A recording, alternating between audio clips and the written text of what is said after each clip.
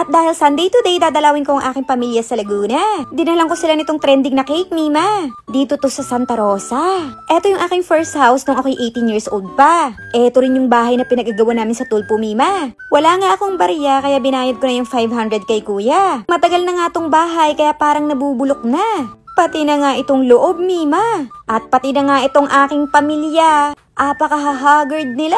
May peryahan at mall nga pala ang aming subdivision. Ayun yung pinakita ko kanina. Sa tunay lang ako'y nawala sa mood. Paano'y daing ng daing ang aking mama. Kaya minsan nakakatamad ng umuwi, Mima. Namamalat nga ang aking face kaya ako'y nag-mistyong glow mist. Namamalat kasi dahil sa mistyong retinol serum. At dahil parating na nga ang aking dudong, nag-retouch muna ako ng mistyong glow mist just ang shade. Favorite restaurant ko nga ito dati pero nag-iba naman ang kanilang menu. Wala na ang kanilang spicy liempo. Kay namang tigas naman kasi neto. Pero ang ganda ng lip tint. Nakakasadngat na wala na ang kanilang dating menu. Masarap sana ang lasa pero napakatigas ng balat ng lechon. Fast forward, andito na nga si Dudong. Magpapanggap kami ng gutom kasi hindi namin siya inaya kanina. Baka siya'y magtampo pa, Mima.